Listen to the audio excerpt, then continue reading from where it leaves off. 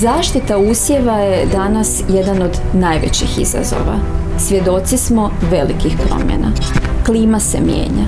Vremenski uvjeti postaju potpuno nepredvidivi. Bolesti postaju sve otpornije. Veliki broj aktivnih tvari se ukida i sve je manje raspoloživih rješenja. Kako bi opstao i zarađivao, poljoprivrednik treba nešto revolucionarno. Treba rješenje koje će stvari promijeniti iz korijena.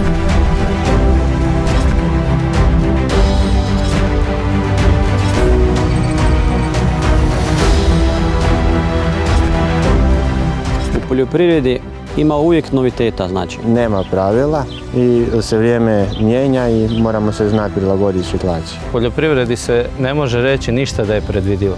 Teško nešto predvidjeti zato što iskustva iz proteklih godina u najvećem broju ne vrijede. Uvijek nešto novo, nepredvidivo.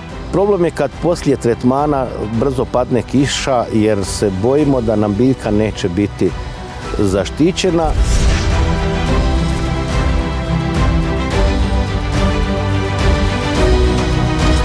Prvi tretman nam je bitan da nam biljka što duže bude zelenija i zdravija do lista zastavičara. Od fungicida očekujemo da ima što duže djelovanje i da biljka bude što zdravija.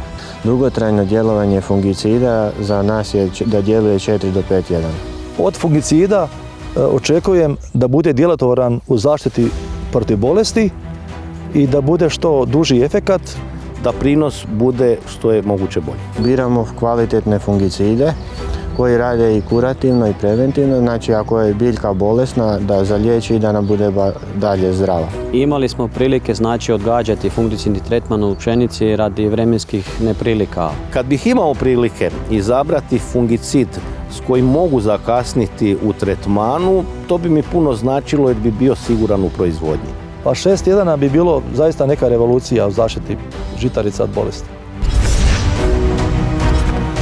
Kada bih vam rekla da postoji fungicid koji suzbija sve bolesti žitarica, koji djeluje brzo, a štiti dugo, koji liječi, ali i pomaže biljci svladati stres i koji pritom ne ovisi o vremenskim prilikama.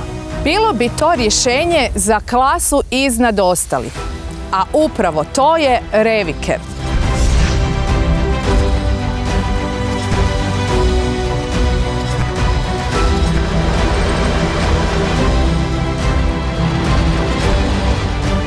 Super sam zadovoljan ovogodišnjom primjenom Revikera, odradio 5-0.